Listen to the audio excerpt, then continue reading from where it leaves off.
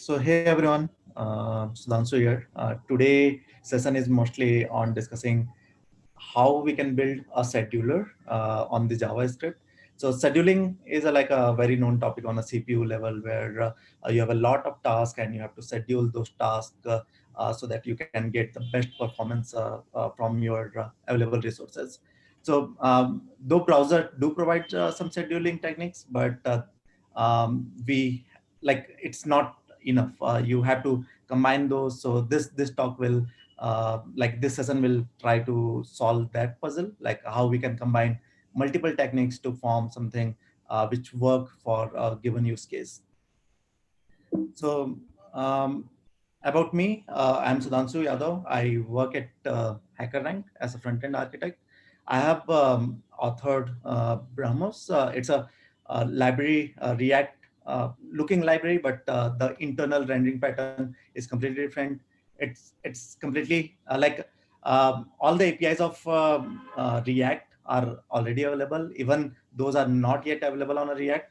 All the concurrent mode APIs are built on Brahmos, and this talk will give you a little bit glimpse of Brahmos, mostly on the scheduling part, that how it has solved that scheduling. Um, I've also authored a lot of other open source projects. Probably you can check that out on my GitHub profile. Uh, I also organize a meetup called the Internals, where we mostly discuss about the internals of different tech stack we use. So generally, we know about things from top, right, but we don't know how it internally works. And the meetup, whole agenda of meetup is to discuss that, what is the magic behind of React, or like a Webpack, Babel, or anything. So yeah, let's start the session today. So what is basically a scheduler? If we think of a scheduler, I mentioned this earlier on the start of the session, that let's say we have a lot of tasks, um, and we know that JavaScript is single threaded language, right? There is one main thread, though it's not like in JavaScript there is just one thread. There are a lot many threads as well. There is a UI thread, there is a main thread, and main thread is where all the execution happens. Main thread is where your JavaScript runs, your layout happens, everything happens on main thread. In like but it does communicate to other thread like a UI thread to paint something on a screen.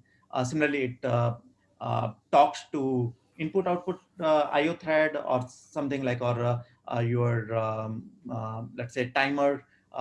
So internally it can manage multiple threads, but what is available for us is just the main thread, and that does everything. So if we give all the task to our main thread, what will happen? It will just not know what to execute first. It will just crash, not crash, but it can't prioritize work by itself, right? So that's why there is something called event loop. What event loop does is you push all the tasks in a queue, and event loop pick that task from that queue, uh, and give that particular task to the main thread to process. It mostly happen on a stack. I am not going deep onto that, but yeah, you can think that you have all the tasks in a pipeline and it runs one task at a time. You can't run multiple tasks at once. So yeah, our main thread, because it's single process, it can just run one task at a time, whether it's a your JavaScript task or whether it's a browser task, anything. It can run only one task. But there is a limitation with the event loop, though it can prioritize some of the tasks based on what type of callback you are getting. If you are getting a timer callback, or if you are getting a request animation frame, or request animation frame callback, or anything it can prioritize some of them. But it doesn't know about your application, like how your application is built.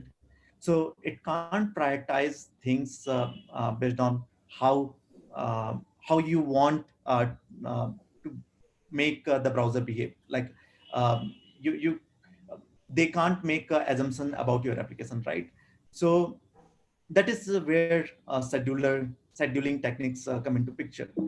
So what scheduler does is like it knows all the tasks, and it uh, puts those tasks on a queue. It priority based. So if a task has a more priority, let's say any input event has a highest priority, or any animation frame, those have the highest priority. So those tasks need to be first on the queue, so that they can be executed first. If you put a task which people might not care about, it like a IO task, those are like a low priority task. If you are taking a little bit more time to resolve your API data, if you're taking a little bit more time to show it on a view, it's okay, because it's fine. Like people will not notice if there is like a 50 millisecond or 100 millisecond delay for showing API data, right? So uh, defining like a deciding what tasks are priority task and putting it on a right place in the queue is uh, you can say like a proper work of a scheduler. Though we don't have any inbuilt scheduler in a JavaScript, that there are a lot of discussion happening around it to make that scheduler, but we have a lot of scheduling techniques. Today we'll see all those techniques which we have available. But before that, let's see what are the different type of task we have. Okay, so we will categorize it into two type of a task. One JS task, which JavaScript has to perform, like why, and the JS task can be any JavaScript program, your application program, any DOM CRUD operations, any input output handler, any input handler, or anything. Like the you can think of a task which you write code for. Which has a JavaScript code which you own. And then there are second category of a task which browser performs. So let's say you made a change on a DOM element. Uh, Browser has to apply that DOM changes on the screen. It has to paint those changes on the screen. So what it would do, probably it will get the DOM get the DOM changes or style changes, update the existing DOM tree, then create a layout tree or update the layout tree based on your DOM structure or a style, uh, your CSS rules and all. And then from that layout, it will create a layer tree. And once the layer tree is available, it will pass that layer information for your rendered thread to paint it on your screen. Okay, so it basically it requests the paint. Now, uh, though this task look like a small thing, but it takes a lot amount of time, and we don't realize it. So if you make a small change on any of your DOM element, it can affect the layout of your whole page, because let's say you have a relative screens, relative DOM elements, relative positionings. So if you have one element on top, and there is a second element on the bottom, if you update the height of the top one element, your layer, like position for the second element also changes. So one element DOM change or style change can affect the whole layout, and that can make your browser task heavy. And the problem with the browser task, we don't have a control on it. Though we can optimize it, we can minimize the number of our CRUDs, we can batch our DOM updates and all, but you don't have a control on when the task should execute. You have a control on JS task, but you don't have a lot of control on the browser task. So that creates a good class, like a one classification of a two type of task, one which you don't have a control and one which you have a control. So you can schedule things which you have a control on. You can prioritize, like you can put it on a queue, or you can decide what is a priority or not priority thing. But the things you don't have a control, it's very hard to know like how much time it will take, or when to execute that. So there is where you have to find some heuristic and use some of the scheduling techniques which are available in browser. But Kiran, we can do questionnaire here only, right? Yes, Sudhanshu. Yeah. Yeah. So do people know what is this layout tree and the layer tree? I can explain a little bit on that, because um, anyone.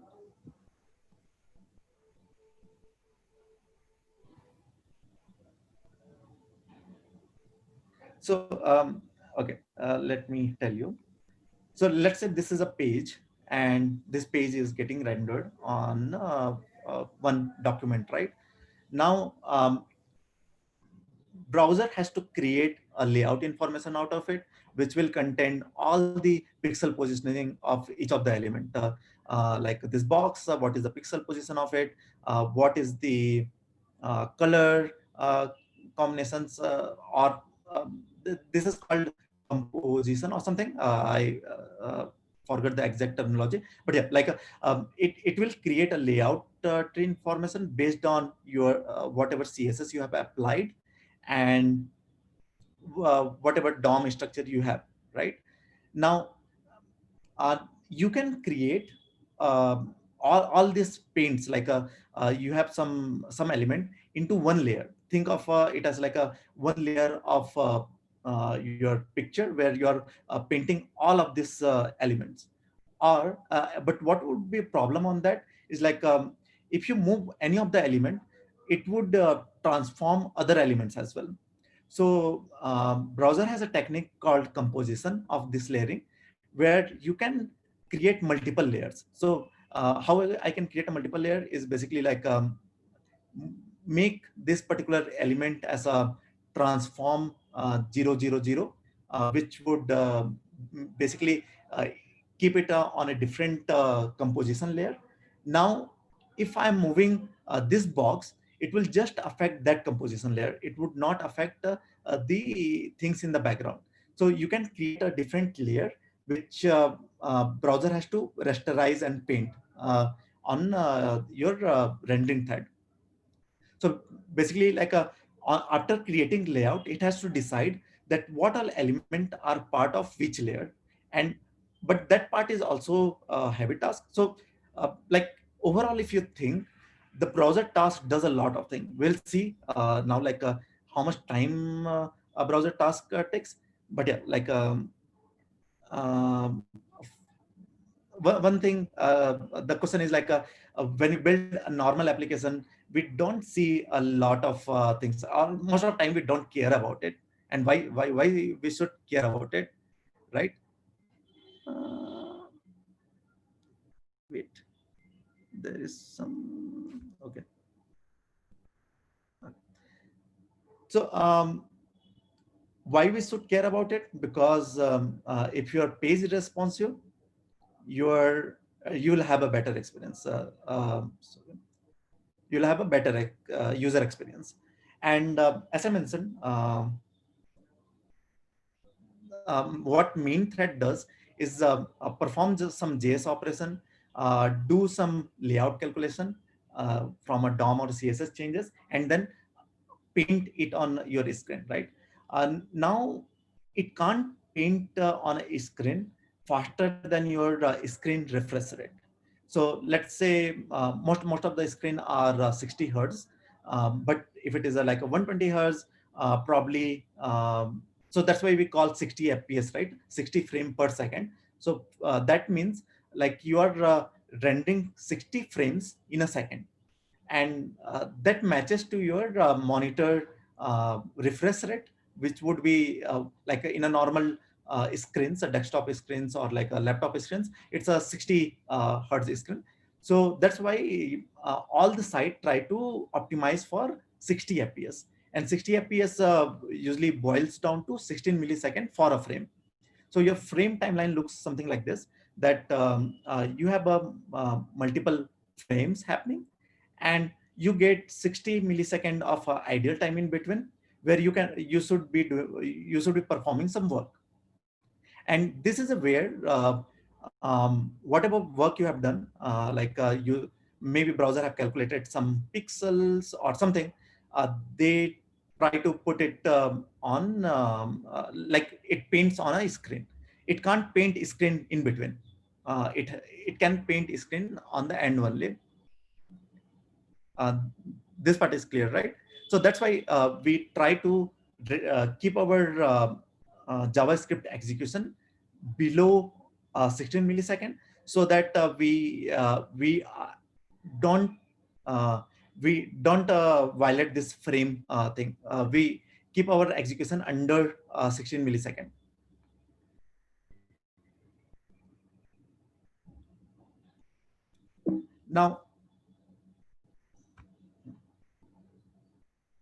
Now, let's say like how the task looks like whenever we are doing. So here the yellow denotes JavaScript task, the blue denotes like a browser task. So if you are running something, probably like you're putting it in start of the frame, and then you're doing some browser task, or you can do browser task first. Maybe you are updating some DOM element, because of which the browser task of calculating layout and everything happened first, and then you are doing some JavaScript task. So anything can happen after one another. It's not like the browser task happened at the end. Browser task can happen before the JavaScript task as well. Uh, so this is fine. Like on the first one and the third one, second one we did not perform any task. So we had a good frame. Like we rendered our effects, our DOM effects in 16 millisecond. On the third frame also we rendered it on something. But the problem with this is like you don't know when is this frame time, like when your screen refreshes. So here we started on the frame start, but on the fourth frame, we actually started on the middle of the frame. And because of which, what happened, because JavaScript took a little bit time to finish its work, and after that we had a render some browser task as well, we missed the frame in between. So if we could figure out like what is the correct time to put this task into, would solve this missing frame problem. Now here it doesn't look a problem, like if you miss one frame, user will might not notice, but this would be a problem if it repeats. And if you are running an animation and you are missing a lot of frames, then it would become a problem.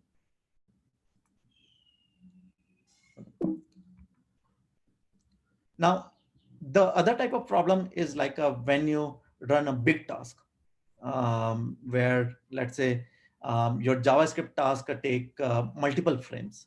Now, this is also bad, because if let's say in between I clicked on some input, or I started typing something, browser can't reflect that, because my main thread is busy on performing like executing the JavaScript task. So it has to wait till the task is finished. So the big tasks are again a problem, where you see that the frame drops.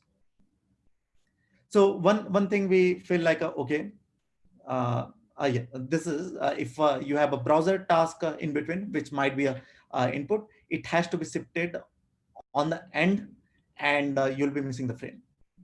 Now what you can do is like you can break the task into multiple. So you know like okay, you do smaller pieces within a frame, and you don't block your frame for a long time.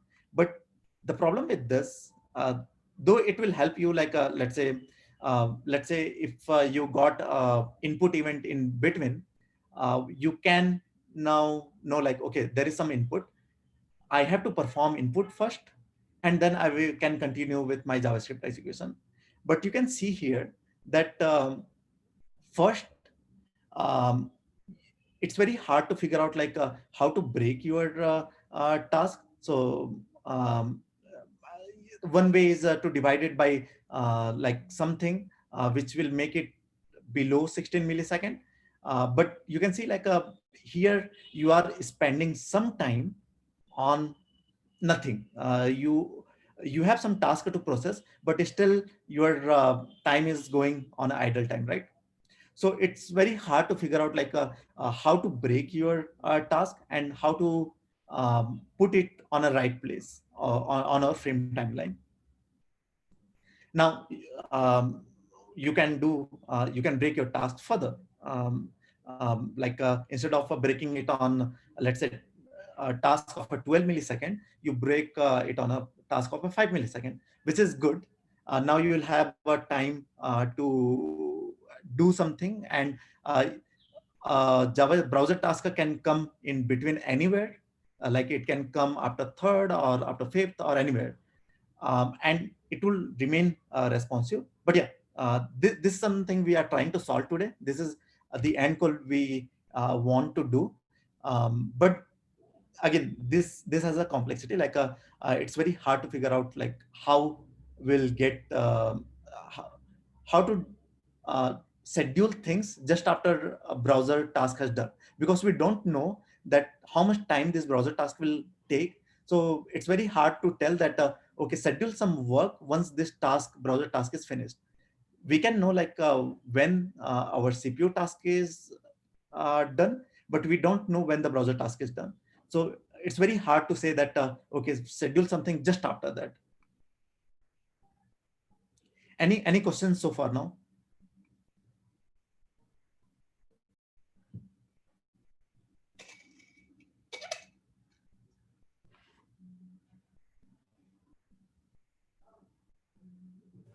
So if you have any questions, feel free to put it in the chat. I will relay them to, Sudhanshu. Or if you are on Zoom, you can also unmute and, ask questions directly. Yeah. So let's see what are the scheduling techniques what browser provides us, and we'll see through some demo on this. Um,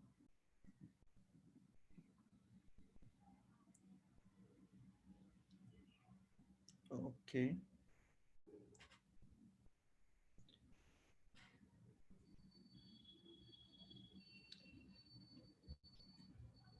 So I have written a small demo, but first of all, let's see the technique. So first one is a very old, usual old set timeout. Now, if you are in Zoom, probably you can do thumbs up or thumbs down, or you can reply that set timeout with 0. Does it mean execute this callback in 0 millisecond? I was looking for some polling thing. I tried with this one, but it was allowing me only 3 questions. So I decided like I will just ask directly.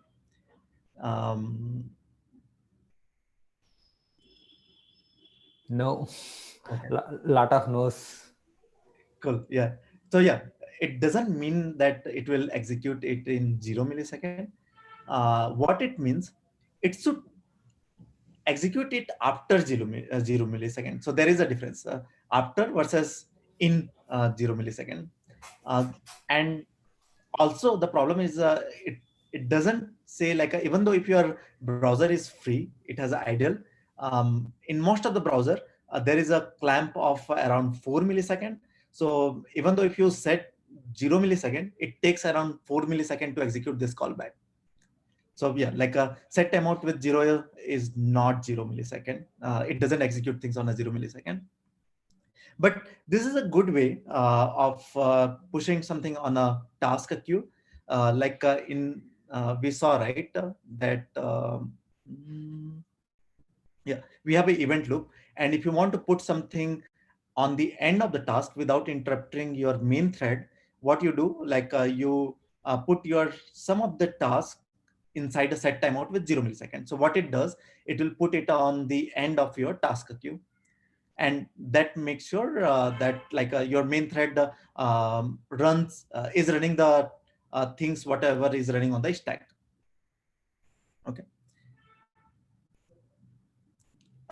We have example for that. So I'll just give you people overview of what I'm trying to do here, and then we'll see how each of our scheduling technique works with this. So this is just like a CSS, something is transitioning. So added just to signify like a browser is doing some work, and then we have to perform some task. So right now browser is just moving, animating this box, and we have to perform task. Now I've created a function called worker. What it does is usually like a you define how much time a task will completely take. So it's a big task. It takes like a 1000 millisecond to finish. And if you can break it, if you can split the task into smaller units, so how many smaller units you can break it into, so that you can distribute it in the proper timeline. If you just run this, probably like it will be slow, right? We'll see. So I can actually show you. So if we don't split our task, what would happen? Okay, I have given here without set to, let's say split 0. Uh, Split 1.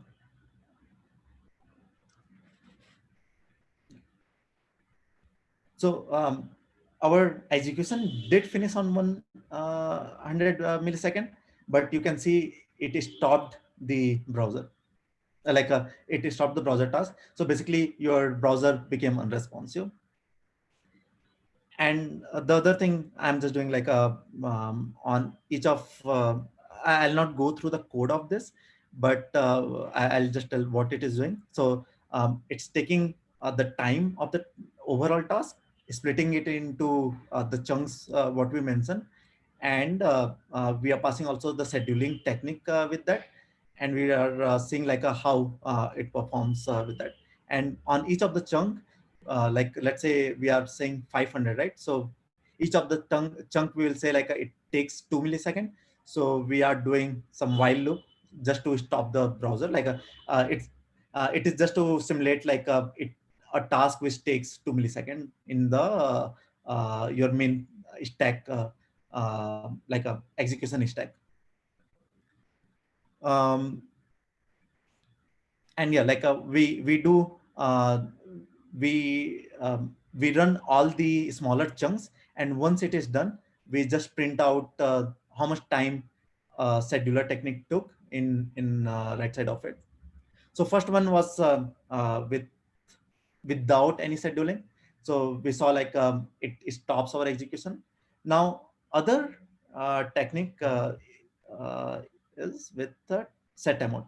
We saw, right, like so let me open it here and show you how it looks on frame.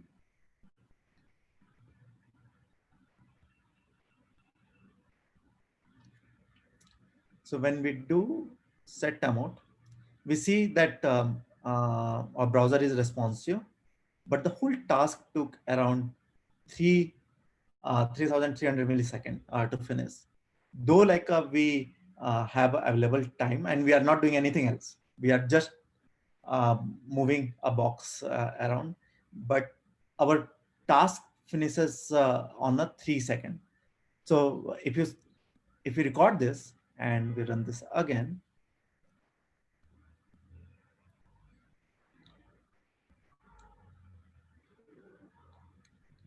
And let's see, let's take a smaller portion. Should I zoom or this is visible?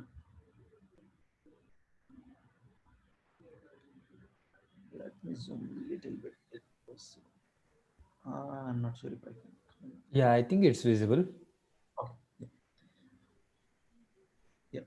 So you can see if I take a smaller part, uh, when we are doing set amount with 0 millisecond, if you look the code for that, this is without promise set timeout. And if you don't pass anything, it's basically the 0 millisecond. We see like there is a lot of idle time in between. So this dotted line denotes our frame, when our frame, the duration of a frame. But we can see like a lot of idle period are there, and we are not using our CPU in a good way. Though we are doing a lot of like we are making our keeping our browser responsive, but we are um, not utilizing our resources well enough. Now,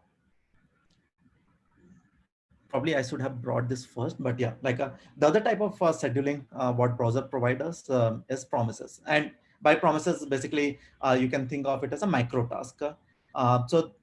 You use promises when you want to schedule something after your main execution. You have a stack, and something on a stack is done. You want to execute something after that. Um, I can actually show you a demonstration. Let me pull that out.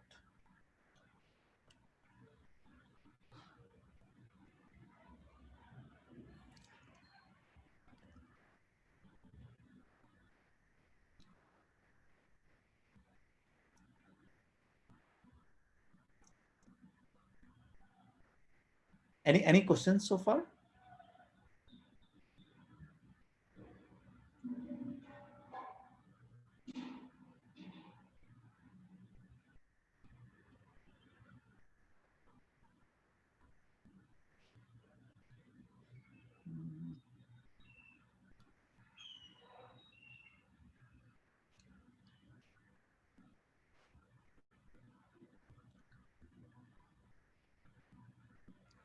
Yeah.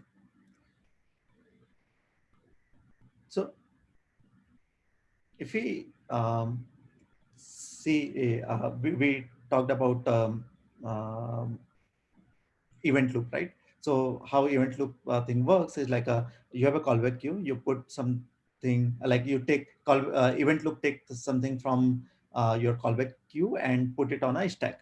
It executes it, and it recursively like executes all the function involved in that. So main calls foo, probably, and foo calls bar, and then bar calls baz. And once they return, and let's say in between of that, one more thing happened. Let's say you clicked on something, and on click callback came, right?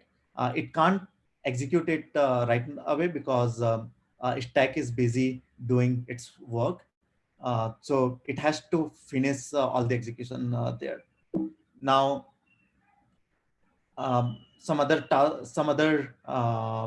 callback also can come on the callback queue, but a stack will try to finish whatever thing is there. So once it done, it remove things from a stack, and it keeps removing it until the stack is empty. And once the stack is empty, the event loop will again run, and it will put the next callback on the stack, and it will keep doing until the callback queue is empty. Okay. And on the same time, it re-render thing can also happen.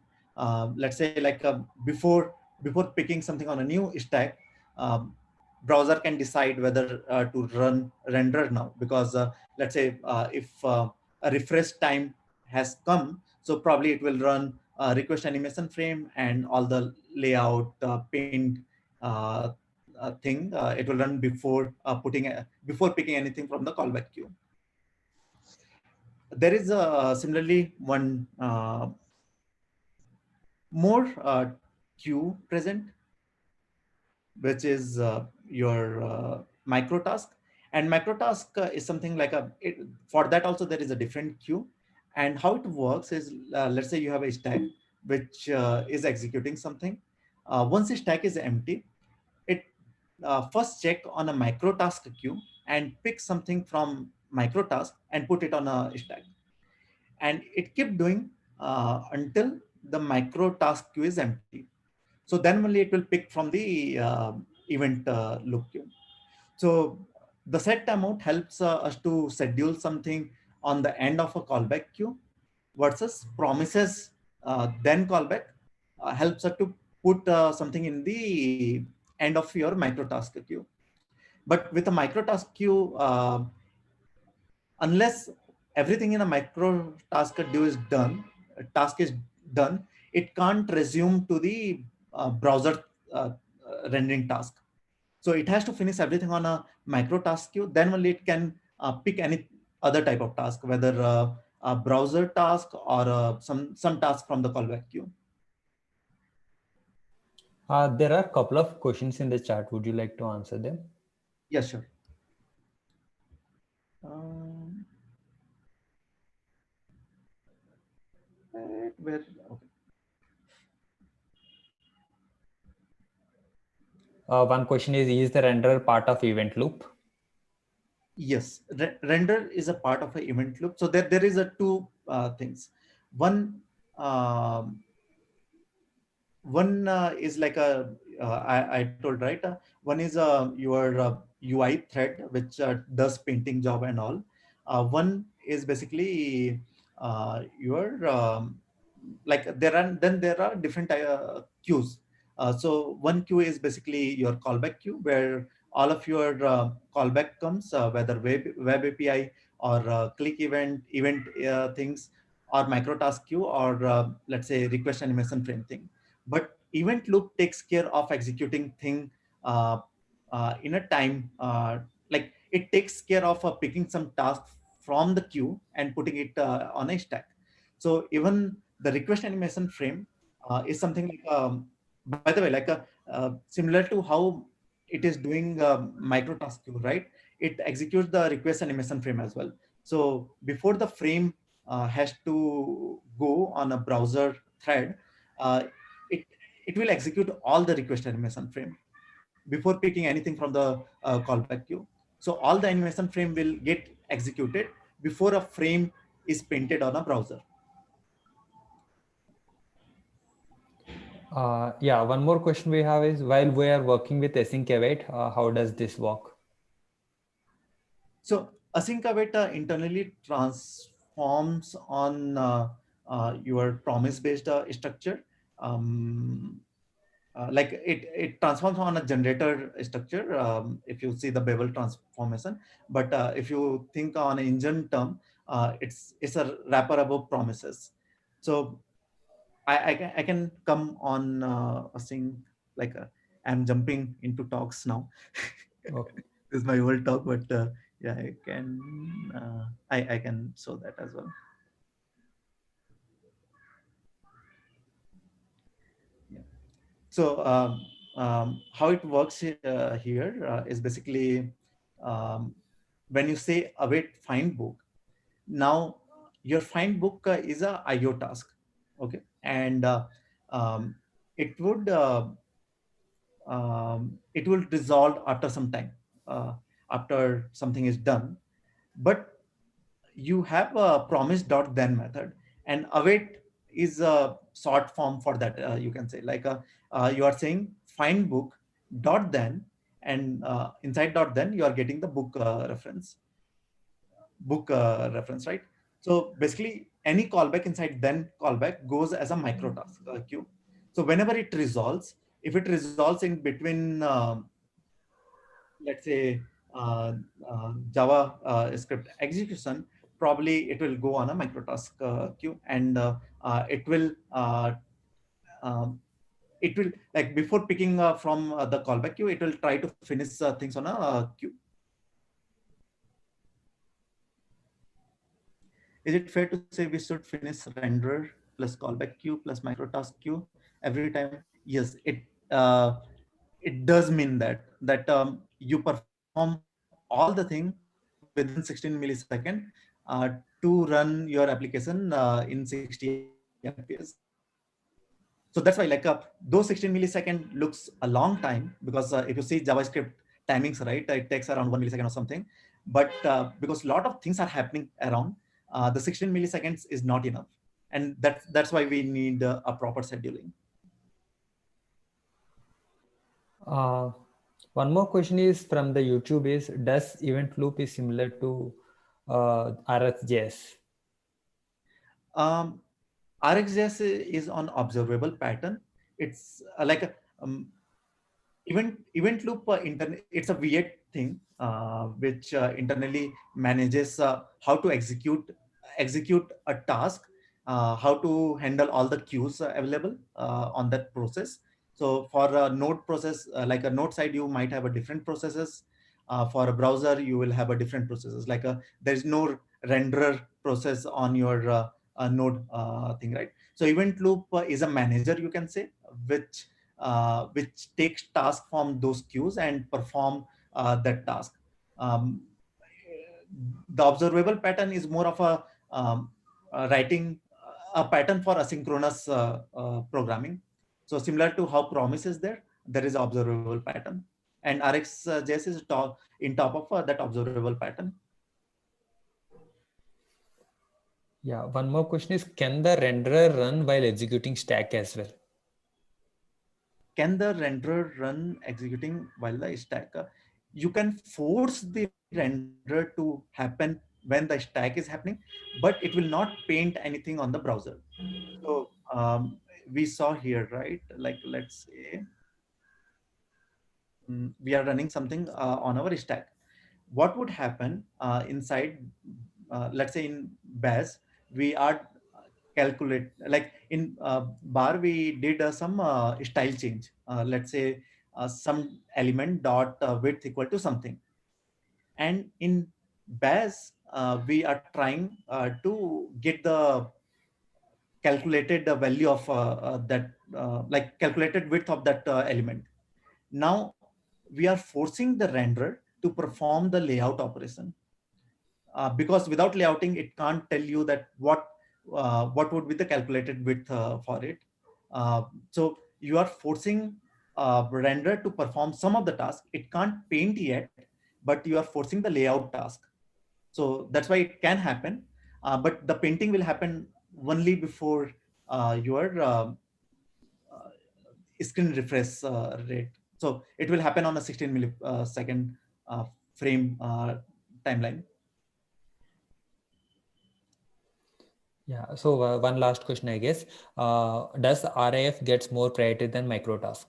Microtask has a more priority than RF. So RF are called before your things are pushed on your renderer to paint. So that's why like um, but microtask can happen at any time point of your timeline, frame timeline. So request animation frame happens just before this frame has to be painted. So that's why like a request animation frame has a less priority than a microtask. But it can differ based on set timeout. If you talk about set timeout and RF, browser to browser, it can differ on the behavior. So the set timeout has some threshold.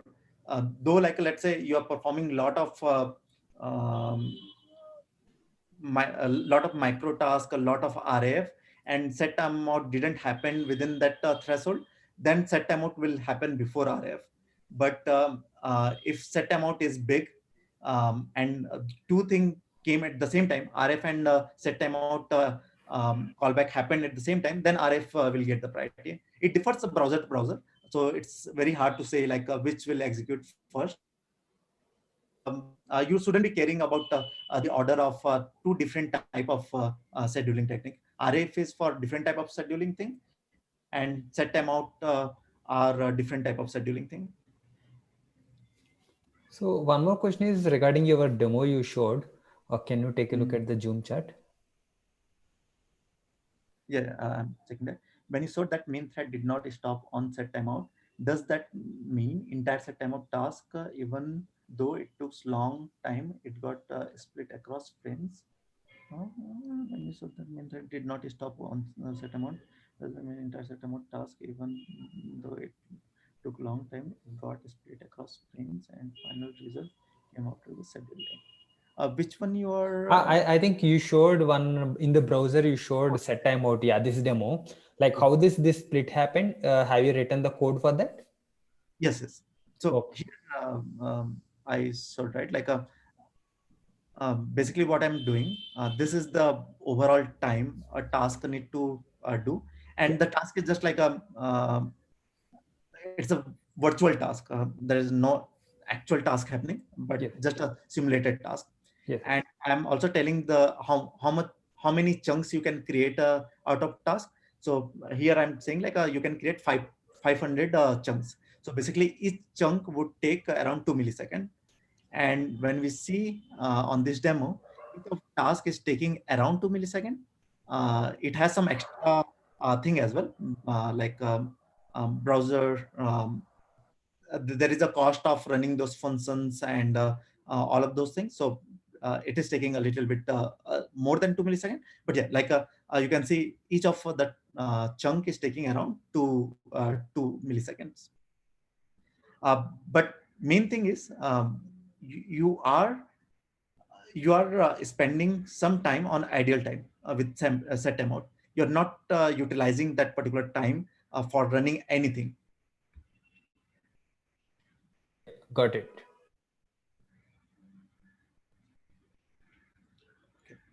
Now let's get back. Just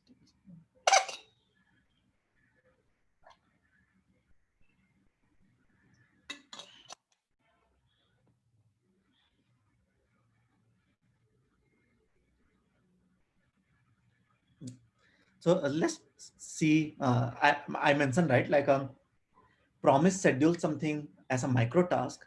So a quick question to everyone: if I do, if I run the promise thing, will my browser remain responsive? Because that is also scheduling things.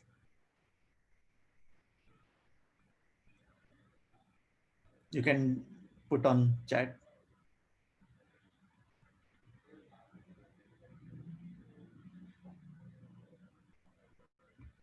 So no. If I can show you that, yeah. So even when we are doing promise, it is stopping the browser. We'll see why. So I can show you the code as well of what we are doing. We are just doing. So on a scheduler, we are taking callback, and on promise resolve, then we are running the callback. So it stopped the it made browser unresponsive because, as I mentioned here, to pick anything from the render, like to execute, to give a, to paint anything on a your render thread, it has to finish all the things on a micro task queue. So once the stack is empty, it takes thing from the micro task queue first, and then only it can go to your renderer task. Until and unless that can't go on a browser task, it has to finish all the thing on a micro task queue, then only it can go there. And what we are doing here is basically, once the promise is resolved, we are putting another promise in the same task queue. So basically we are creating a infinite loop of our micro task queue. So what is happening here, if I put this,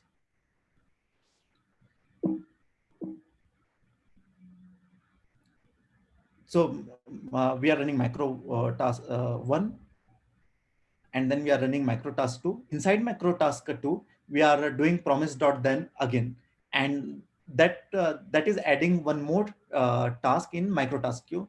So it will add that, and it now it can't go on a callback queue till I mentioned, right, like it can't execute anything on callback queue unless the micro task is empty.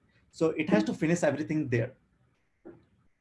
So it will pick that. So basically you can eventually get into infinite loop of a microtask queue as well, similar to how you get in a while loop recursion, right? So here you are doing the recursion of a microtask queue. So that's why browser is not getting time to run the browser task, and your page became unresponsive on that time.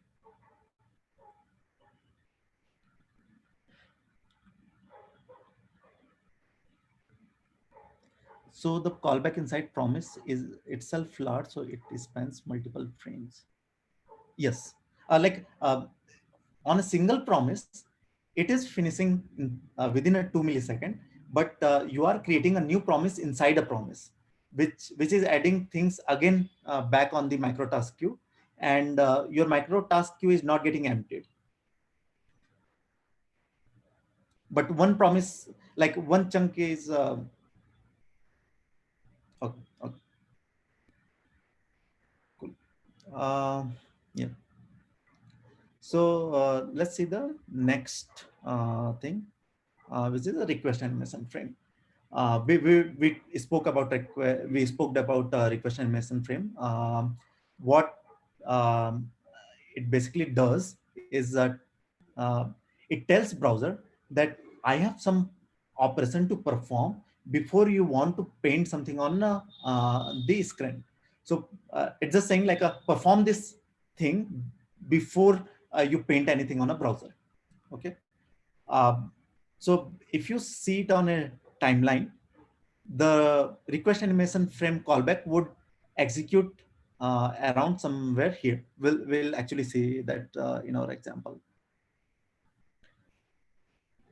So let's let's run the request animation frame. By the way, request animation frame will take a long time to execute this, because request animation frame is not too good to run this type of task. This is more of a JavaScript task, and what you should put on request animation frame is something which affects DOM element, which affects your layout. If your task doesn't affect any layout, if you are putting it on a request animation frame, it's just a useless thing, and it can actually hamper your frame. I will see how it hampers. So let's record this again and see where the RF are getting called.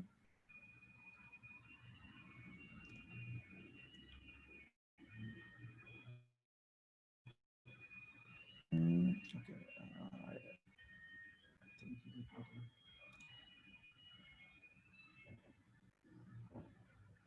So if you see this is your render time.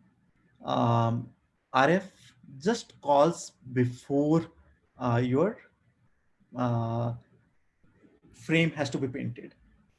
Now, there is a good thing with like not good thing, bad thing with a request animation frame. What if something on RF only takes a long time to finish? I'm throwing this question to you people. What will happen?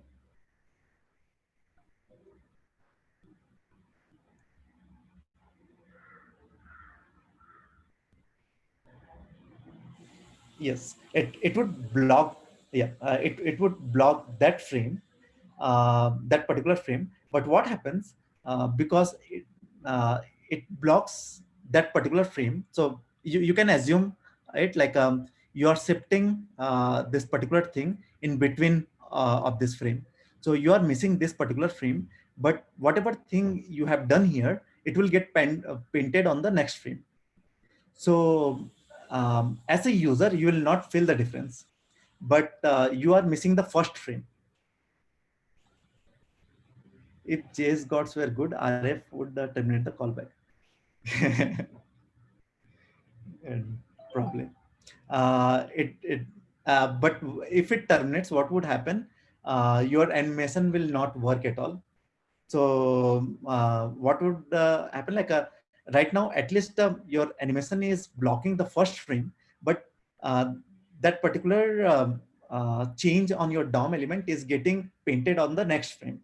And request animation frame lets you to schedule something, like it try to keep your task in line with your frame.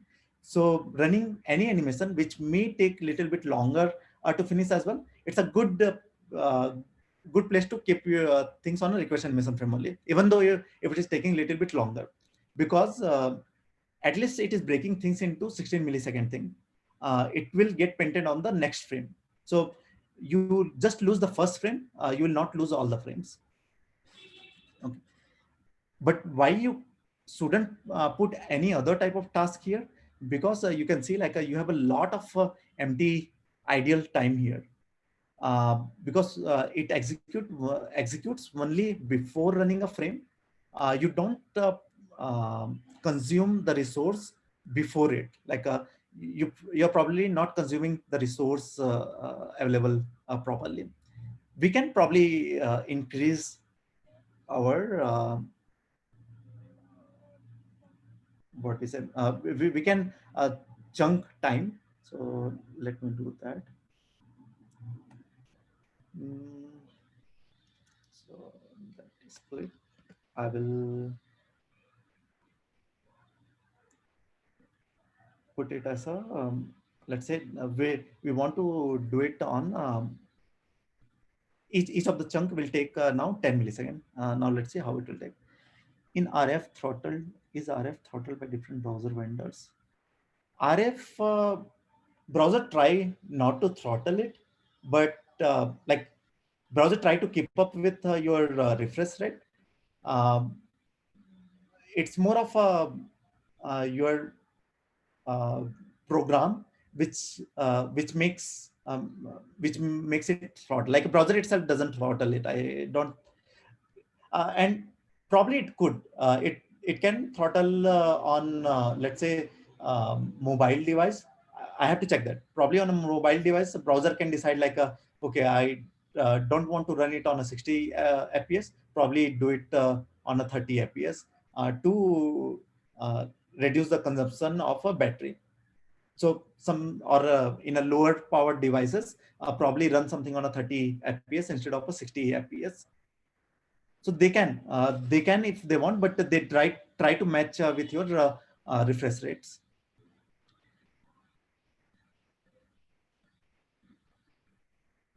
So now we increased our chunk time. We run our request frame again. We see that our overall task got executed fast. And if I record it again, and our our browser was also responsive in the meantime. If we see this,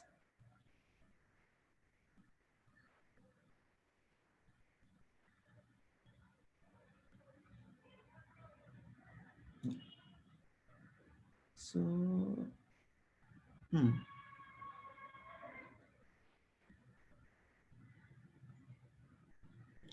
probably we are not doing anything else, so that's why it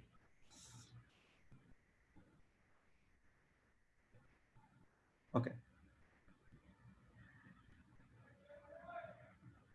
One in is RF one might look in that case, and frame never renders. I didn't get the. So the question is, what happens if RAF creates another RAF? It schedules it for the next frame. So there is no infinite loop. Infinite loop can't happen with RF. Infinite loop can happen with promises. RF, if you we will actually see that thing as well. I had that thing, but I didn't get a demo for it. But yeah, that is a very known technique. So if you want to run something into next frame, not current frame, you do like a request animation frame inside a request animation frame. So that makes your task run in the next frame, not the current frame.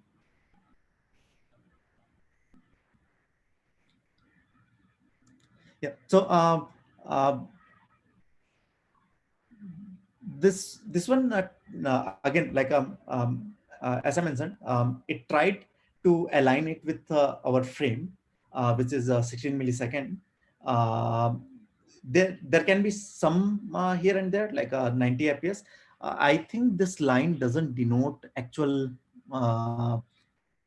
screen refresh rate. This tells more of like when browser is putting something on your let's say your render when it is requesting for paint, right? So this line denotes more of a that rather than denoting actual refresh rate of your browser, because your refresh rate can't change. It will remain same, it will remain 16 millisecond. So this is more of a that, I guess, like a whenever the browser ask for something like a it requests a paint on your rendered thread, this line probably denotes that. And that's why like RF here doesn't go beyond your this line, because it might be going beyond your frame rate, in the sense like whatever your refresh rate is there, it might be going beyond that. But this line, it's not going beyond that, because after RF is done, then only browser can tell that okay, this is the time you should like it asks render thread to paint something.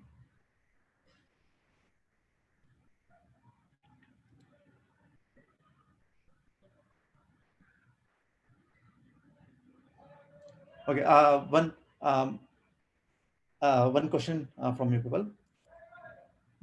Based on whatever we saw till now, what would we you do if you want to schedule something just after the frame thing? Like RF runs just before the frame, and RF inside RF runs after the next frame, like on the second frame. What if you want to run something just after the frame?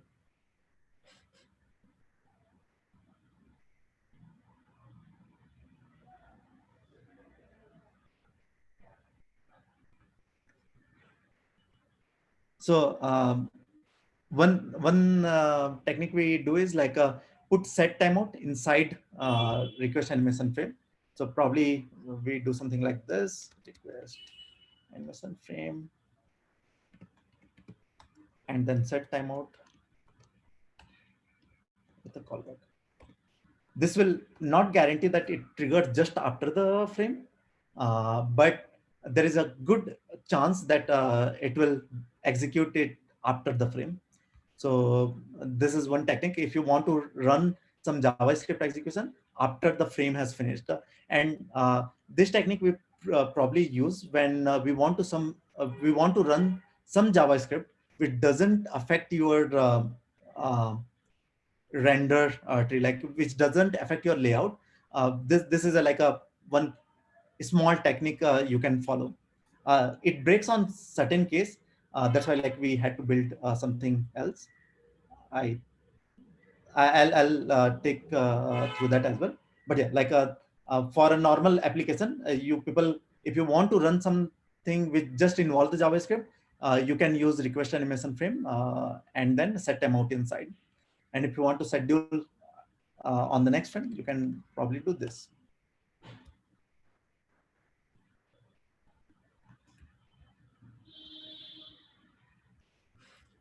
Now, let's move to next one. Now we come to request idle callback.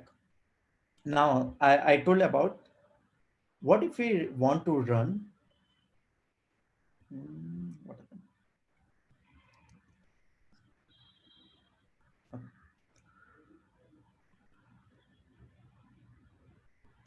So we have a frames, and we saw like none of set timeout or request animation frame is properly able to utilize this.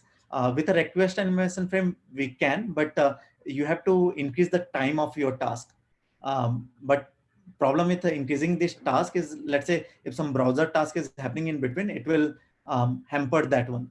So you don't know. So increasing the total duration will have a negative impact if you are running some task continuously.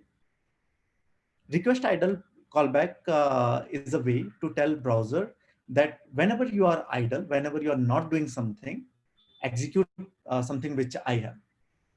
And this is the perfect thing to execute task I showed here, right? That there is a browser task. We don't want to hamper anything on a browser. We want to run things on an idle time, so that browser can keep doing its task, and you can also perform something. So let's run this first, and it does finish quite fast. Like we are running idle callback, and if we see record this,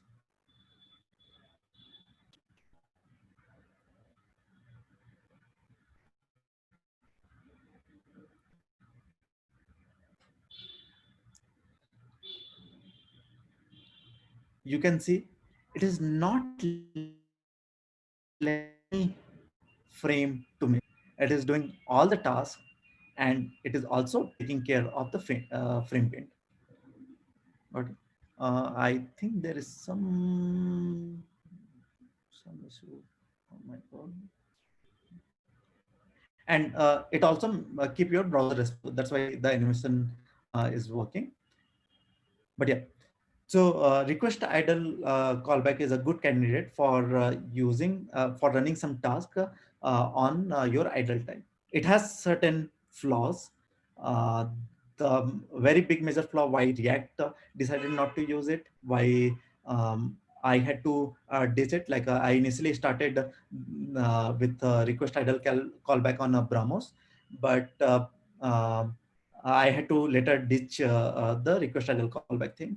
So we'll see that, like why this is not sufficient. But yeah, idle callback is something you can use if you want to run in your idle time. The major problem with idle callback is it runs in certain heuristic. So browser it browser it might not get called as you expect it to be there. Like it might get called for a very short time, and also like in a request idle callback, we get something called deadline. And deadline just tell us like how much time is remaining for us to execute something. So it provide you some deadline, and you have that much deadline to perform your task. If it takes more than that, probably you should request another callback, and that request idle callback will schedule it on the next frame. And um, as the technique I mentioned here, right? Like you are doing set timeout inside request animation frame. So idle callback work in a similar fashion, that it gets executed after the frame has finished. But it is more accurate than set timeout. Um but set timeout is more aggressive than idle callback. So idle callback may not get called at all, but the set timeout will get called at some point of time. Like it will get called on the next frame um, anytime. But the request idle callback can be delayed a little bit.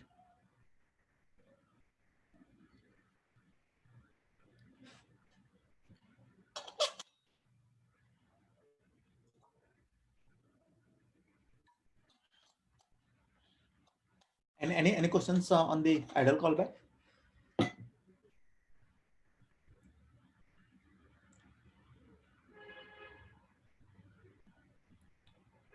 So I'll repeat again, like the good use case of idle callback is uh, you run um, the code you want to run after frame has ended, plus when your system is idle and you want to run JavaScript code, not the DOM related code. For a DOM related code, request animation frame is a better candidate. For JavaScript, just which perform some JavaScript computation thing, for computation thing, idle callback is a better candidate. Is it supported by all browsers? Request idle callback is kind of supported by all browser right now. Like if you don't care about IE, which you shouldn't. So yeah, it is supported, and the polyfill works in a similar way. Like the polyfill work exactly what I mentioned for that. So it does request animation frame and then put set timeout. So it can be polyfilled as well, though it is not very accurate one but it works similar way as a idle callback. But with idle callback you also get the deadline. You don't get that deadline with a set amount. You have to manually pass some deadline based on some heuristic, but the idle callback gives you get the deadline based on the browser. So browser is better, uh, they do better job in figuring out that heuristic. What if request idle callback task is very big task which is span across frame? Do we have any frame misses? Yes, definitely. Like let's say we have this thing, right? A deadline dot time remaining, and if you don't use this condition, if you don't check whether you have a time remaining or not, and you perform some task, then probably it might go beyond your frame, and you'll drop some frames. So real use case at HackerRank, we had like we add a prefetch meta tag on the page load, and there are very large number of prefetch meta tags, and if you add everything at once, it was hampering your initial TTI. So we loaded it on a request idle callback, and we did it in a similar pattern, how like a fiber architecture work. But we created a small scheduler function there, which internally uses request idle callback, and it loops over chunk of works and perform that chunk of work. Similar to something like this. If you see that in a request idle callback, we are performing chunk of work until the deadline is done. We are performing the callback. The false here tells that whether um, the callback is done or not. React initially started with idle callback, but they ditched idle callback because, as I mentioned, it doesn't guarantee, like a lot of time it doesn't get called at all. So it runs on certain heuristic, and if browser feel that browser is busy on doing something which might not be like, user might not be seeing that particular change, but browser think that change is required. So browser may decide not to call the request idle callback. So that's why like it's hard to schedule your task which you want to run, which you definitely want to run. So right now React doesn't use idle callback.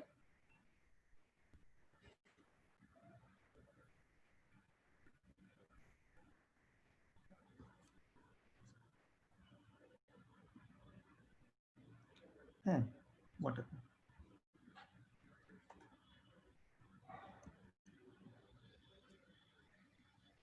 Then we are on the last thing on the message channel, not on the last of this talk. We still have how we can combine all this to form some uh, thing which works. So, and this is something probably you will never use and you shouldn't use at all. This is just like a hack, which even React applies internally, and even on like a Brahmos, I had to use this message channel. But message channel is more of a, you know about this thing, right? Two different processes can talk to each other, not process, two different thread, worker thread and your main thread, and they talk through message channel. You do post message, and you on the other thread you do on message. A similar way, like if you have to talk between iframe and your main page, you talk through channels, like you have a post message channel. Now the post message uh, uh, gets the highest priority in the sense, like On the callback queue, where is that? On the callback queue, the post message gets the highest priority. So with the set timeout, what we saw that set timeout doesn't get executed on a given time frame. It execute in it clamps on it's throttled on a 4 millisecond, right? That is not a problem with a message channel. Message channel execute always because some like if you are communicating between a worker thread and let's say main thread, if you delay that, the whole communication can become slow. So that's why those channels get the highest priority. And we can probably use the same thing to schedule our task as well. So let's see how this one. By the way, I was showing this here, like idle callback also, you can see that it execute after your paint thing is done. So let's message channel. So with message channel also our browser was responsive, and it did execute as well. And if we see the frame,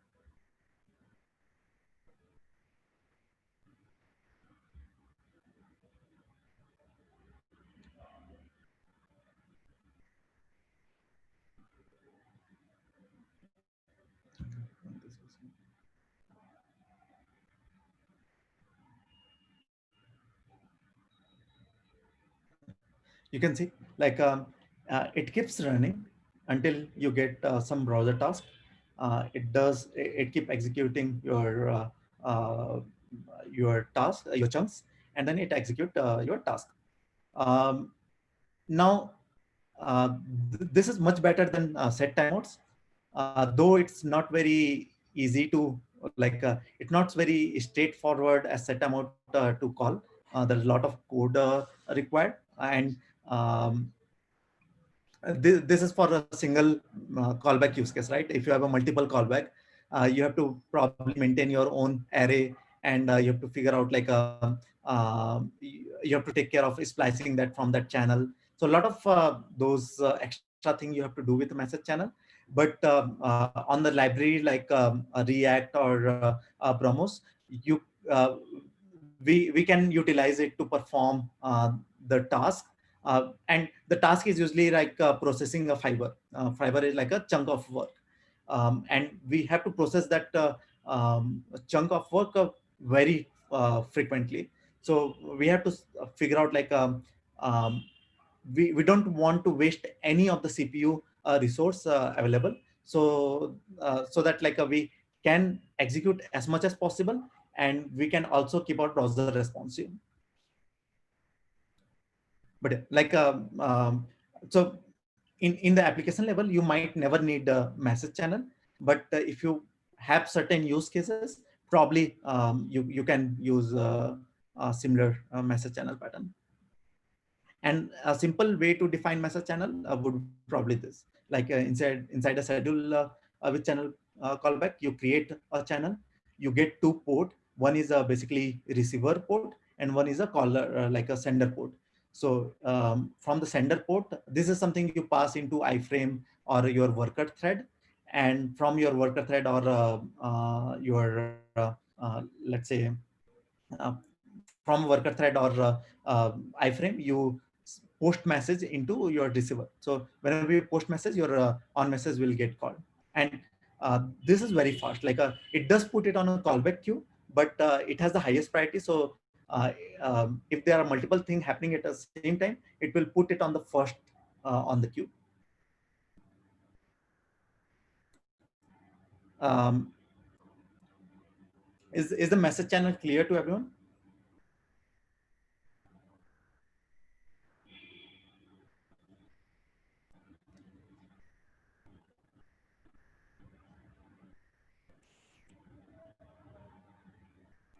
Cool. So Whenever we talk about scheduling, the main question for us is how we have to balance between faster execution versus responsiveness. So in all the example now, it must be clear that what does faster execution mean. So faster execution is basically finishing a task um, fast, and keeping responsiveness is like this should keep animating, right? In this example, we had only one box moving, so there are not much of a browser task happening. We are only performing our task. You can add more box. You can probably add more box here, which looks a little bit funny here. I'm just randomly adding with some color boxes. But yeah, like we can see that now the browser task might be taking a little bit longer. So if I record this,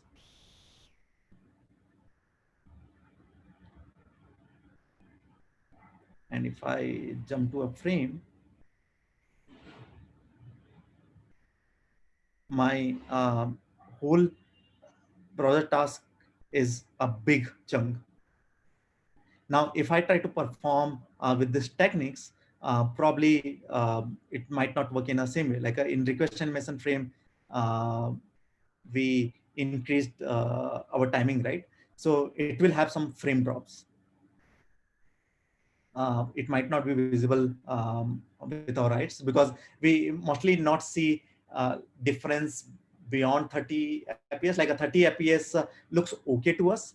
We can't figure out the difference, but yeah, like it does drop the frame because our task is big, and if you don't schedule your work properly, you will miss some of the frames. So yeah, the question comes to faster execution versus responsiveness. Now, if you on your scheduling technique, if you um, tune your scheduler for a faster execution, like if you yield to browser too less, like if you're doing your task a little longer and you are not yielding to browser to do their browser task, the JS will run faster, but the browser will may become unresponsive for that duration.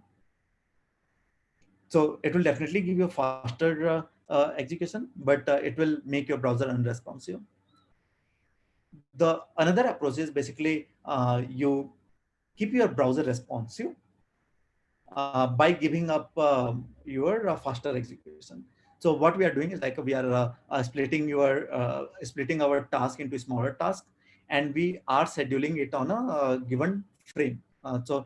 Here we can say like this, all of these are in a frame. So we are running something here.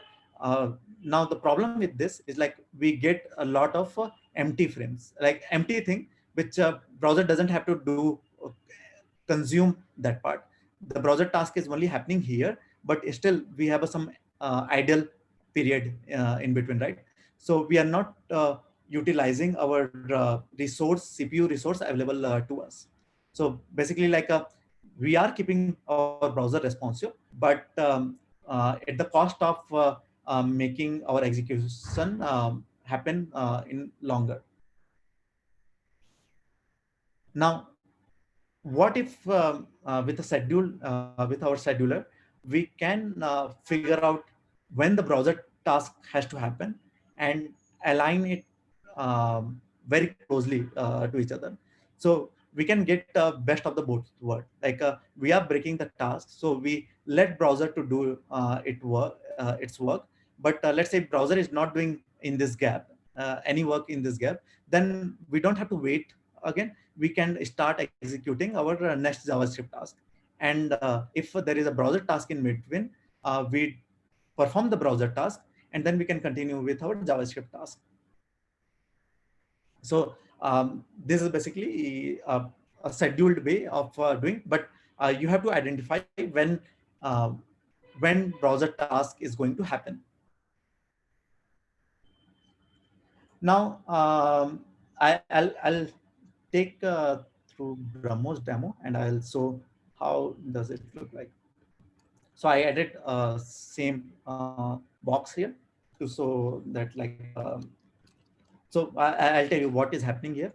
Every time we type, we add 5 items on the list, and each of this item has a manual like a delay of 1.5 millisecond. So we have done the same while loop thing, which waits for 1.5 millisecond. So if we type faster, like if we type more, probably like we are delaying this result, but we are keeping our browser responsive. Without time slicing would properly like if we type our, you can see like the browser becomes unresponsive. We can't type anymore, or this gets blocked. So here we are not scheduling something. We are just executing our each of the chunks soon as possible. So in this we are scheduling, but I want to show like how we can combine this multiple techniques to get the best thing. So ignore this part.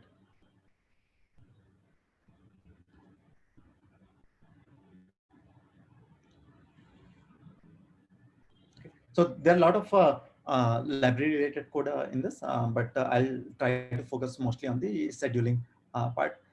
In this scheduler, we pass like the root object where all the tasks are there, and a flag which says like whether to schedule or not. So for some type of task we can't schedule, and for some type of task we can schedule. So that flag is required. But yeah, what we are doing here. So now let's come back on each of our tasks. But before this, any doubts so far? I'll clear those first, and then I will move to the to that thing.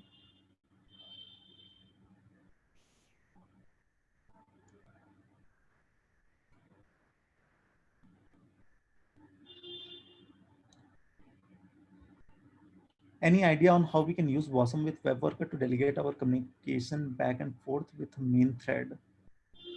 How we can use WASM with a web worker? So I have never used WASM with a web worker, but I think it should work in the same way how we do it in a main thread. But I have never tried it, so I actually don't have any idea. Like if uh, I have tried WASM directly on a main thread, but never tried it on a worker thread.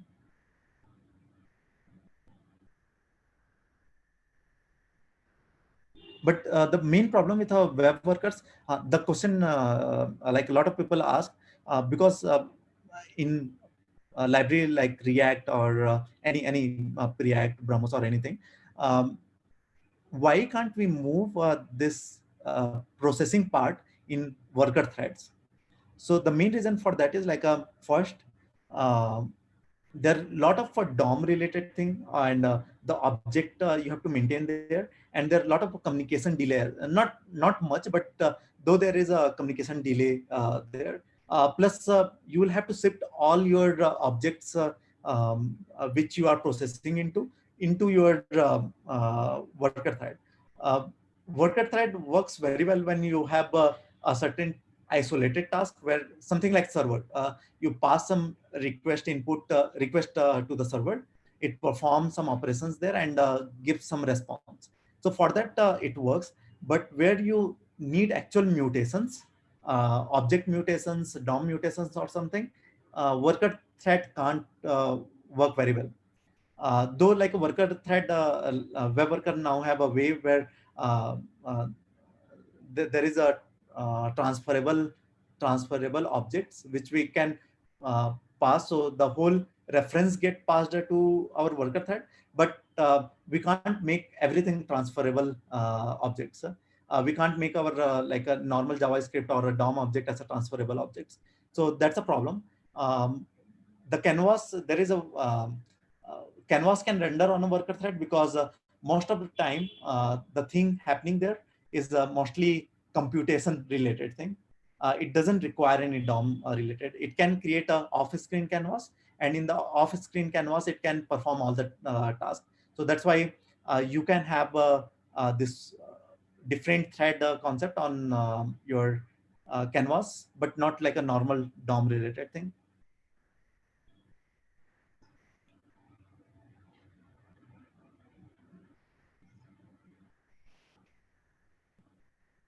Any other question so far?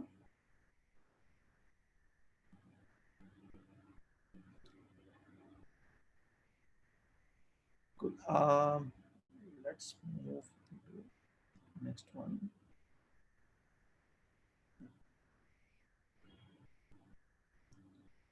So we saw multiple techniques, right? Request animation frame gives us let us align something just before frame, but on library like Brahmos or React, we have a lot of computation to do. The computation basically involves running your render method, and render method can have some heavy thing on it. For the example I showed, we are running like 1.5 millisecond delay, right? So a similar thing, it can be more like a actual practical thing instead of having a manual delay. It can have some practical delays as well in your actual applications. So it has to perform all those tasks, um, but it doesn't want to hamper your browser rendering. So in Ramos, what I'm doing, I'm first finding out the frame timing. So first of all, like I'm making assumption that okay, Brahmos can run on a 60 FPS. I'm not targeting for more FPS than 60. Probably like a 60 FPS is good enough to run a framework. So I get the first frame time, like when my frame starts, and after that, like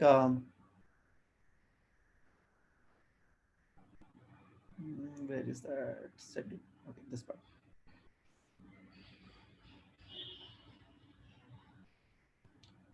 So I use channel callbacks, message channels till I can use that. But message channel doesn't work alone. I can, so like if I just keep the message channel, what's the problem there?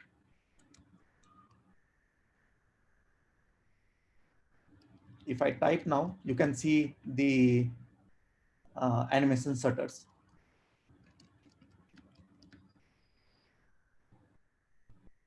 You can see that, right? The animation shutters. And if you record this, the reason behind that, um, your channel callback, because it has a highest priority, it can shift your frames as well. So if we see this, um,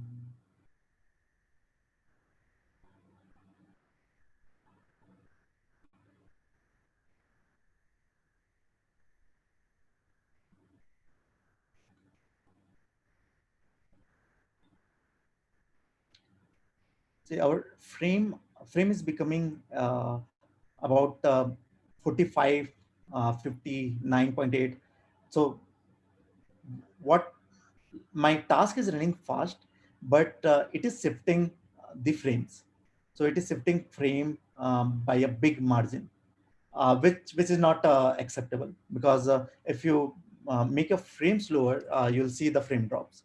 Uh, but the benefit with message channel, it uh, not unlike the set timeout, it doesn't have any ideal period in between. So one task runs just after the other task, but the only problem is like it shifts your actual frame as well. So to solve that, what we do, so first thing, when we are running our task, we have something called time remaining. It is similar to how request idle callback gives time remaining deadline, right? So we give a deadline, And in this deadline, we have this, we know like when frame starts. So we break our frame into 16 millisecond frames. And we figure out like based on the current time, what is our current position, like in this frame timeline, where we are right now. In our frame timeline, at what exact position we are at right now. So if we can identify that, then it would be easier for us. Like if we are closer to our frame, probably like we want to avoid, like we want to stop our execution. So we want to um, uh, um, we want to give the process back to browser. We want to yield back to browser. Okay. So knowing where we are on the frame helps. So we are doing the same thing here. Like we are figuring out where on the frame we are right now, and each of the slot. So each of the slot, basically the chunk we saw on the earlier example, uh, how much time each of the chunk takes, and whether the current time, we figure out like based on max slot time. So slot can't exit beyond your frame timing. So to avoid that collision between your frames and your JavaScript execution, we have to stop just before frame starts. So we are figuring out that by like our frame timing, and we check like if it is less than that, then we can continue executing our task. But we can't keep it on one task. We have to break it down. So that's why we keep our slot length as around 5 milliseconds. So each of the render slot takes around 5 milliseconds, and 5 millisecond is a good heuristic. These numbers are based on heuristic only. So if you take like if you perform some work for 5 milliseconds, you pause, you yield it to browser, and then perform the next task slot on the 5 millisecond, and then you yield to browser. You have a good balance between this thing. So the last thing I saw, right? On every 5 millisecond, we are yielding to browser, but because there is nothing there on the browser to execute, we again execute the next slot. And if there is anything on the browser will happen first, and then we do the next slot. And we are with the, so we are using message channel for that. Like we can't use set timeout here, because if we do set timeout, probably there will be a gap between these two blocks. So we want to reduce this size between that. So that's why we are using a message channel. So there isn't any gap. And if there is any browser task, it can still happen, but it doesn't wait for idle time like the second graph. So we are using the timeout, but as we saw that if you just use message channel, it shifts your frames. So what we are doing, we are also checking. So next time when you want to put next block, we are checking whether we have any remaining time. And if we have a remaining time more than 1 millisecond, we continue with our message channel. And if it is less than that, like we are close to the frame end, then it doesn't make sense to schedule our slot at that point of time. Like on our frame, it doesn't make any sense to schedule anything at this point, right? Because our each slot takes around 5 milliseconds. So what we do there, if there is no time left, or the time left is less than 1, then I scheduled like I triggered two schedulers, one timeout and one idle callback. This can remain 0 as well. 1 or 0 doesn't make any difference. But what is eventually happening here is like these two are getting triggered together, but whichever resolve first, it takes that one. So if the set timeout triggers first, so we are waiting for frame to complete, and just after the frame, we are scheduling our next task. Okay. So similar way I told, right? Like we have a request animation frame, and we want to schedule just after the frame. Instead of putting it inside a request animation frame, we are maintaining that slot by ourselves. So we just track the initial frame time, the start frame time, and we create like next 16 millisecond would be the next frame. So this is more of an assumption. And based on that assumption, we can say like, okay, trigger a timeout, and this timeout will minimum take 4 millisecond. So there is a good chance that a request idle callback will get called first if the frame, there is nothing to execute on the frame. So request idle callback will execute first, and we can ignore the set timeout. But let's say there was something to execute on the frame, it will execute it, and request idle callback may it may take a little longer. So that's why we want to execute just after browser has done executing the browser task. So that's why we are setting a set timeout as well. And on the set timeout or request idle callback, we are canceling the other one. Like here we are canceling both, but it doesn't matter. If it is already executed, it doesn't matter. So it's just like we are figuring out, we are combining multiple technique that try with message channel first. But if you're close to the frame, don't use message channel. Use the schedule just after the frame. So for scheduling just after the frame, we are using set timeout and request idle callback. But this also requires a certain more heuristic. This much is not enough, because what can happen if something is changing very frequently. Let's say you triggered a task, but there are a lot of high priority updates, and because of which your task is not getting executed at all. So we have to keep something called retry time. Like any task, if you are retrying it more than a certain threshold, then we have to execute it.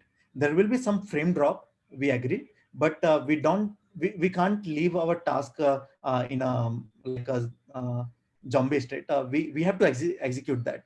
So we also check like what is the try count for a particular task, and if the try count is beyond something, then we clamp it to minimum 30 fps. Like it reduces from 60 to 30. It will not go beyond that, but till 30 fps is a good enough time to clamp it.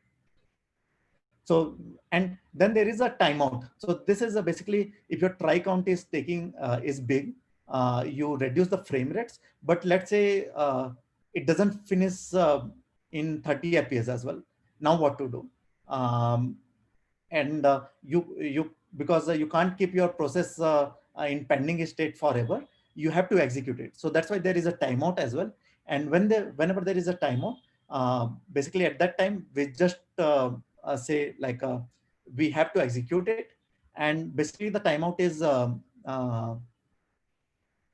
around 10 seconds for this fiber. And like there are different type of fibers that there are different type of work for which you have a different timeouts, default timeout. You can give this timeout through code as well, but this is more of like a heuristic based timeouts.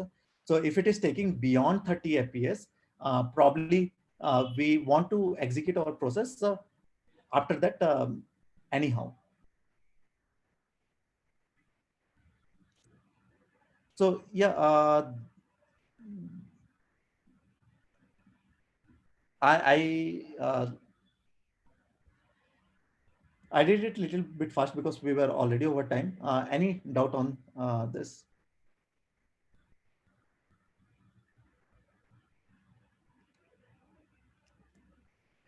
By the way, this scheduler technique is very specific to BrahMos use case. In React also, they do use message channel, but they don't align it with the frame. They use different techniques for that. But like you can combine multiple schedule technique to get the best result for your use case. So that was the whole point on this. Like you can combine it. So you have to know like which scheduled callback calls at what time, what is the position of on the frame timeline, and you can create a scheduler for your use case.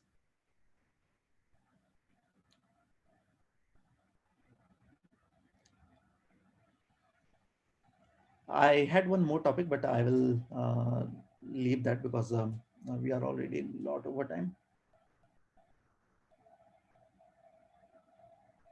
Yeah, this is on Code Sandbox. I will add that on a resource as well.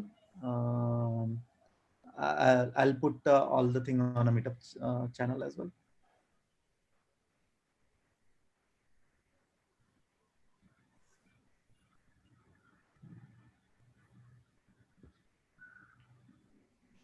I'll I'll quickly take into this. This is something I wanted to show. So there is one new API which is on RFC and already on a Chrome for limited users. But this is something which would solve the scheduling problems a lot. This is the same use case where you have to make a decision based on like whether you want to load fast. So here load is basically execute fast, or you want to yield it to browser to perform their task. And the best option would be like you keep performing your task until browser has something to do. So if browser has an API to notify you that browser has some task to do, you wait your execution and browser will do there, then it would be great. And this is what is input pending helps with. So is input pending helps like if you type something, and if you typed while you are running JS, so it that it is input pending method will return true. And you can decide like on your scheduler, you can basically decide if there is an input pending, then you can stop doing your JavaScript task and you can yield it to browser. So this this is like a future API, but yeah, this is something I'm looking forward into. Probably I think there should be something for um, animation as well. Like if browser can tell that if any paint is pending, so if pending paint or something, some method, probably that would be also good. There are frames where there is no paint has to happen because nothing changed on our layout, and we don't have to yield it to browser, just uh, to let them do their job. So if this two method will be there, like is input pending and is paint pending, probably like that would solve the scheduling problem very easily.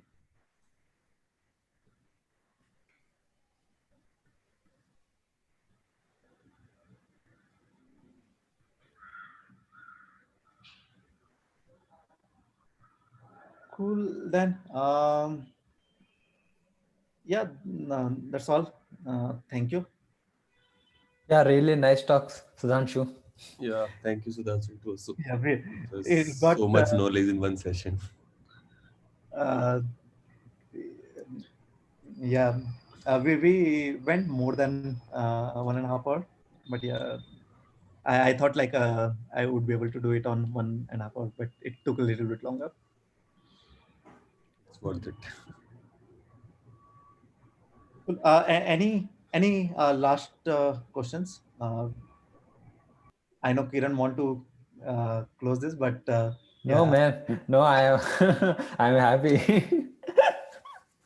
So, any quick questions on last 5 minutes?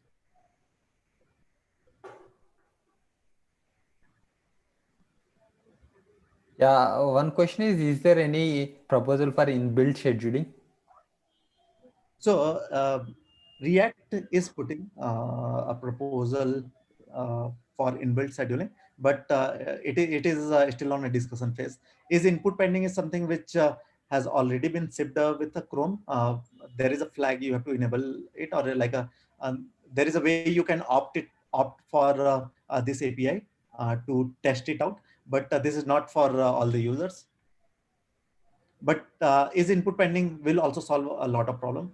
So the scheduler API is more like you tell what is the priority of a task, whether it's an input type of priority, whether it's like a IO priority, like a low priority, or it's a normal priority. So based on a priority, the scheduler, like a inbuilt browser scheduler, will take care. But yeah, right now nothing is there. So React has this library. Um, they call it scheduled NPM, the cooperative scheduling. But yeah, like right now it is very specific to React. I don't think you can use it, but uh, the way you pass priorities and the way it handles things internally, it is very related to like a React. So there are still a lot of work to make it generic enough for everyone.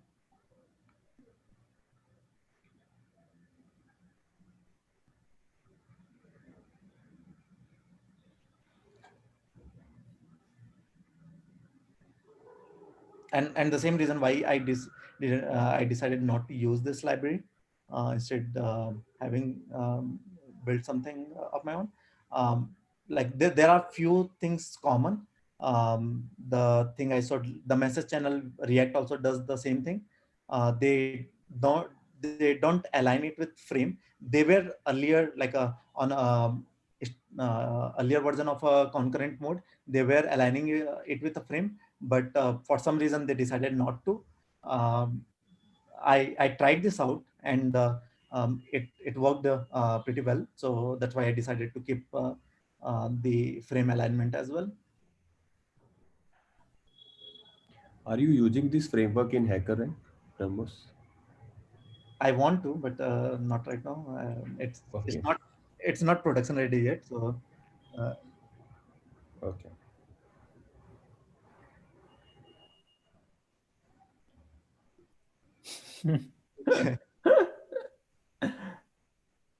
Yeah, let's make Sudhanshu the CTO then. probably if I have my own project, I will definitely use this one only. So what was your motivation to build this? Means what was you looking that it is not in React, so you want to build this? What was your motivation? Uh, So initially it was to try out a different rendering pattern. So do things without virtual DOM. So there is like it divides on a static and dynamic parts, and only traverse on a dynamic, like not traverse on just dynamic part, but if you divide application on a static and dynamic, then traversing on a dynamic part becomes much faster. So that was the main motivation. But there are a lot of things planned ahead on BrahMos, which would solve which will solve some of the pain points on server side rendering as well. Um, and probably right now that drive is that Okay.